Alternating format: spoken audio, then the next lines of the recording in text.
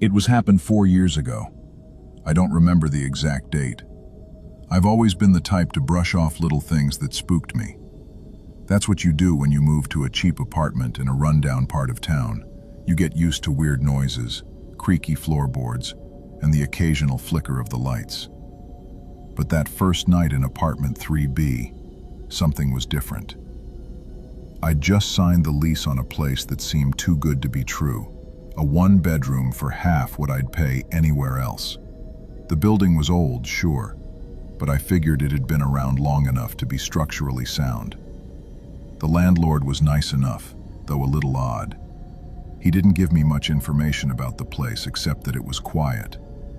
Too quiet, I thought, but I was desperate. Rent was due, and I didn't have much of a choice. The building had 5 floors, each with 4 apartments. Only a few of the units were occupied, and the place had a strange, empty feeling, like the building was slowly losing its tenants. Mrs. Harper lived on the 2nd floor, and the other tenants were rarely seen. The landlord didn't seem to mind, though, claiming that people came and went all the time in this part of town. I hadn't planned on staying the night.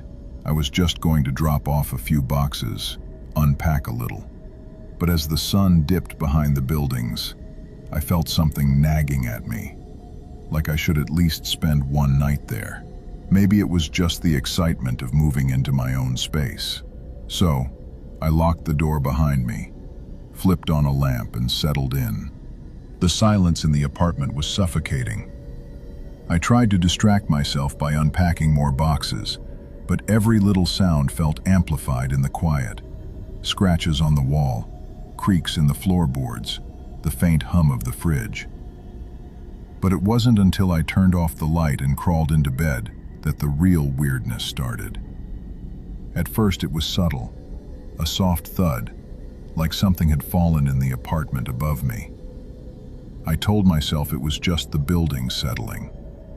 But then, there it was again. Footsteps.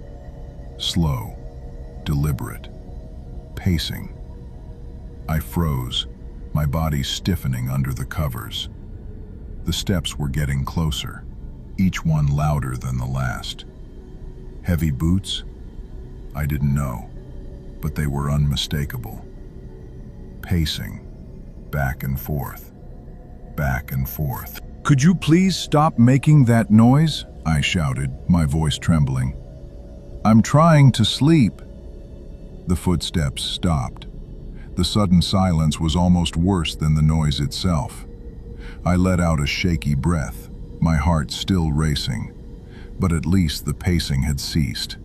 I figured it was just my mind playing tricks, the stress of the move getting to me. I tried to sleep, but my thoughts kept racing. The stillness in the apartment felt too thick, like something was watching me. I tossed and turned, but sleep wouldn't come. Then, after a while, the sound started again. Slowly at first, just a few thuds, and then the pacing began, back and forth, louder than before. I sat up in bed, gasping. "Please, stop. Just stop it." But this time the footsteps didn't stop. They kept going, echoing through the apartment. I jammed my hands over my ears, but that didn't help. I grabbed a pillow and stuffed it over my head, but it was no use. The sound was deafening. The pacing continued, relentless and unending. I tried turning on music, cranking up the volume, but it couldn't drown out the steps above me. I kept glancing at the clock. 2:45 a.m., 3 a.m. I just wanted to sleep, to escape the nightmare, but it felt impossible. The pacing seemed to go on forever, a constant reminder that I wasn't alone in this building. The next morning, I woke up feeling like I hadn't slept at all. My head was pounding, and my body felt heavy, as if I'd been running all night.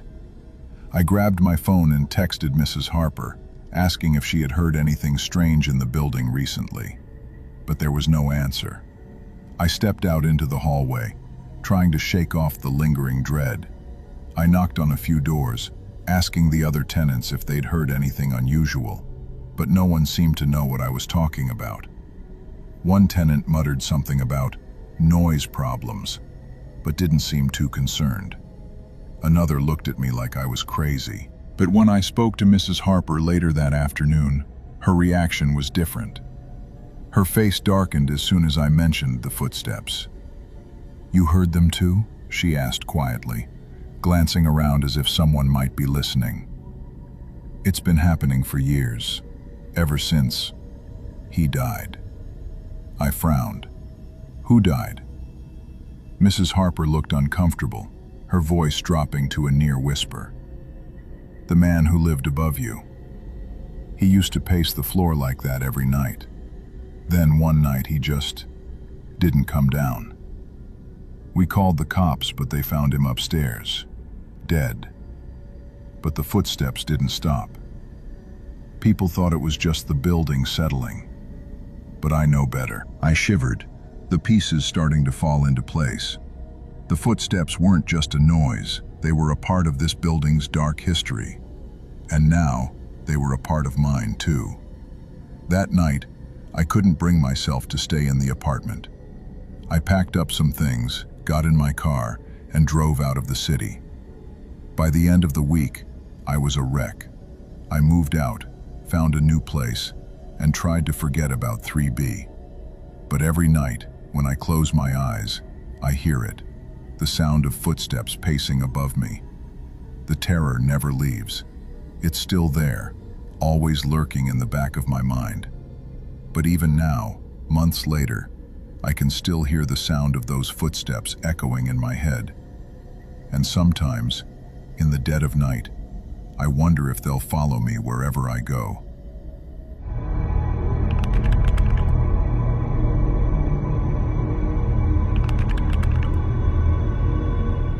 This happened a few years ago when I was 27, living in apartment 4C in a small, aging building on the outskirts of town. The rent was cheap, which should have been my first red flag. The building had poor lighting, broken security cameras, and a landlord who never seemed to be around when you needed him. But I was young, just starting out, and it felt like the best I could afford at the time. At first, everything seemed normal. It wasn't a glamorous building, but it wasn't dangerous either. At least, that's what I told myself. The neighbors were quiet, and the halls always seemed empty, as if the place was slowly fading into itself. But then, it started. Little things at first, my mail disappearing, things slightly moved around in my apartment when I was sure I'd left them in place, a faint sound of shuffling outside my door in the middle of the night. I thought maybe it was the building settling, or just me being paranoid. I'd lived alone before, but this was different. There was a feeling of being watched, a feeling that something wasn't right. Then, I started seeing him. It wasn't immediate. The first few times I noticed him, I thought he was just another tenant. He was in his 50s, tall with a dark coat and a baseball cap pulled low over his face. He'd be standing at the end of the hallway, sometimes just staring at the wall, sometimes mumbling to himself. I figured he lived somewhere in the building. It was a small place, and maybe he was just one of those quiet residents you didn't really see often. But after a few days of this, I began to feel uneasy. He didn't seem to go into any apartment. He'd just stand there, motionless, for hours. One evening, I ran into Mrs. Kelly, who lived on the second floor. I'd seen her around, always with a smile and a quick word. I casually mentioned the man I'd been seeing in the hallway, and her reaction was immediate. "You mean the tall guy in the coat?" she asked, her face going pale. "You need to be careful, honey. He doesn't live here." I froze. "What do you mean?" Her voice dropped to a whisper.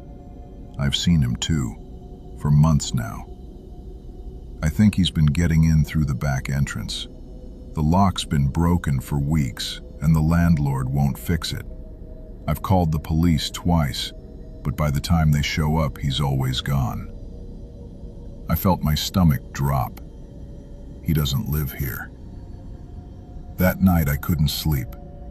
Around 2 a.m. I heard the footsteps, slow, deliberate, coming closer to my door. I held my breath, straining to listen. They stopped right outside. My heart pounded as I crept to the peephole. I could see him, just standing there, facing my door. His body stiff, his head slightly tilted. Not moving, not making a sound. I grabbed my phone to call 911, but when I looked back through the peephole, he was gone. I didn't feel safe anymore. I installed a doorbell camera the next morning, determined to catch whatever was happening. The footage I got was disturbing. Every night, between 1 and 3 a.m., he'd show up. Sometimes he'd stand in front of my door, just staring. Other times trying the door handles, even putting his ear against the wood as if listening for something. The next day, I took the footage to the police. The officer's expression went grim as he watched the clips. "That's Dennis Walsh," he said after a long pause. "We've been tracking him for years. He's been arrested multiple times for breaking and entering, trespassing, stalking. He's fixated on apartment buildings." I felt a cold wave of panic wash over me. "What does he want?" The officer looked uncomfortable. "Women who live alone. He watches them, learns their routines." And then he paused. "We've had reports of him stealing underwear from laundry rooms, taking pictures through windows. Last year, he escalated to attempted break-ins." I could barely breathe. "Why hasn't he been stopped?" "We can't arrest him for just standing in the hallway." "But he's smart. He disappears before we can catch him." "But this footage, this might be enough." That night, I stayed at a friend's place. I couldn't bear to be in the apartment, knowing he was still out there, lurking in the halls. The next morning, Mrs. Kelly called me. Her voice was frantic. "He tried to break into 2C last night, Emily's apartment. She's the young nurse who works the night shift. He must have thought she wasn't home, but she came back early and surprised him. He ran, but she got a good look at his face." 2 days later, the police arrested Dennis Walsh.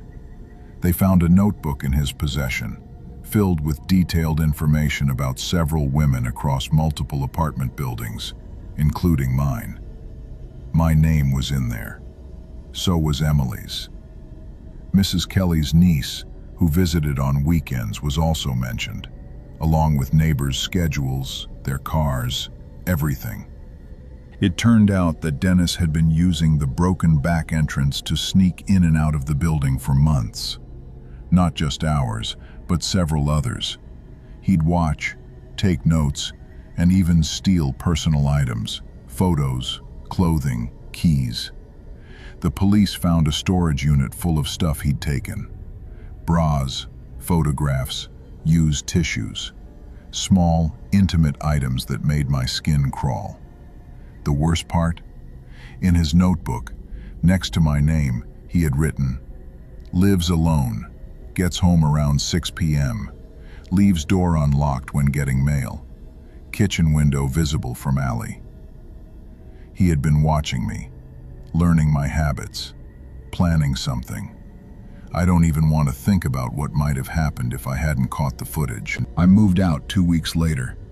I couldn't stay in that apartment, knowing how close I had come to becoming another one of his victims. The landlord finally fixed the broken back door lock, but only after the police threatened to fine him for security violations. Dennis Walsh is back in prison now, but the scariest part wasn't the broken locks or the stolen items. It was knowing how easily he had slipped into my life without me even realizing. The real monsters aren't always ghosts or supernatural forces. Sometimes they're people who walk among us, watching and waiting for the right moment to strike.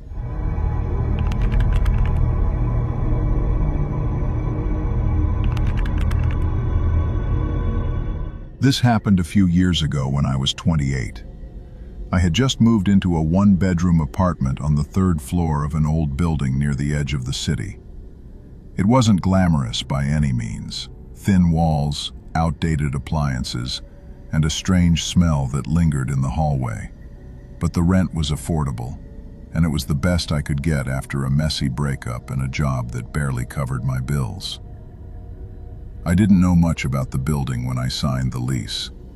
The landlord was nice enough, but a bit odd, kept to himself, didn't ask many questions. The building itself was a 4-story structure with 12 apartments in total, 3 apartments per floor, and the tenants were a mix of young professionals, families, and some older folks. The building was clean, but it felt a bit tired, like it had been neglected for a while. For the first few days, everything seemed fine. I spent my nights unpacking and adjusting to the new place. But soon after I got settled in, something started to feel off. It wasn't anything specific, just a general sense of unease that lingered in the background. The first sign was the noise. At night, I would hear faint knocking sounds from the hallway. Soft at first, like someone tapping on a door. Then it would stop. I thought maybe it was just the building settling, or the neighbors. But then it started happening more regularly, around 1 or 2 a.m. It was never loud, but it was distinct enough to wake me up, making me wonder if someone was outside my door. The real turning point came about 2 weeks after I moved in. One night, I was getting ready for bed when I heard the sound again, a soft knocking at my door. I froze, expecting it to stop after a few seconds, like it usually did. But it didn't. The knocking continued, slowly, methodically, as if someone was testing the door. I checked the peephole, but I couldn't see anything in the dark hallway. Just a faint shadow at the corner of my door. I waited a moment before I opened it, only to find no one there. Confused, I stepped into the hallway to look around. I saw no one. The hall was empty, and there was no one else's door visibly disturbed. But when I looked down, I saw something strange. The door to apartment 3A was slightly ajar, and the faint light inside flickered like someone had just passed through it. I figured it was just an oversight, and maybe the tenants had left it open accidentally. But something about it felt wrong. I quickly shut my door and locked it, pushing the thought to the back of my mind. The next night, I decided to stay up late, just to see if the noise would happen again. Around 1 a.m., I heard it. Quiet knocking, as if it were coming from the door next to mine. It wasn't the same gentle tapping as before. This time, it was harder, almost frantic. I jumped out of bed, heart racing, and checked the peephole. To my shock, I saw the door to 3A wide open. No light, no sound, just darkness. I grabbed my phone and went to knock on the door, but as soon as I touched the handle, it felt like my heart stopped. There was something strange about the silence. No sounds from within, no voices, not even a creak from the floorboards. I knocked lightly, but no response. I stepped back, unsure of what to do. Was I imagining things?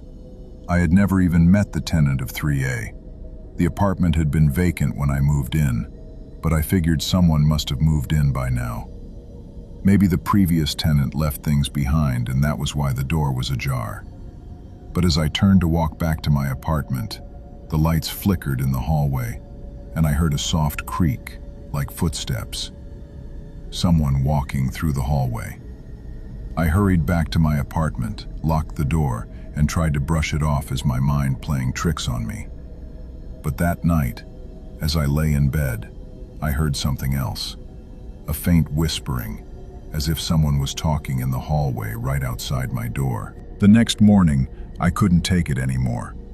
I knocked on the door to 3A, but no one answered. I asked around, and the tenants in the building told me the same thing. They hadn't seen anyone moving in. They hadn't heard any noise from 3A either, and no one had ever mentioned a new neighbor. The landlord wasn't much help either. He seemed nervous when I asked about it, but he gave me some vague excuse about the building being in transition and that the previous tenants of 3A had been late on their rent. I didn't press him any further, but I couldn't shake the feeling that something wasn't right. Something about the building felt off, like something was watching me. A week later, I woke up to the sound of a loud bang at 3 a.m. The knocking had started again, only this time it was coming from inside my apartment. I sat straight up, frozen in fear. I quickly grabbed my phone and called the police, thinking someone had broken in. But when they arrived, they found nothing, no sign of forced entry, nothing out of place. The knocking never stopped. I couldn't sleep. I started to notice things, objects being out of place, the eerie silence in the hallways, and the strange way 3 a.m. door would always be slightly ajar, no matter how many times I checked it. It was as if something, or someone, was trying to get in or out, but never did. One afternoon, I decided to leave the building for good. I couldn't live with the constant dread. But as I was packing, I got one last look at the hallway. This time, the door to 3A wasn't ajar.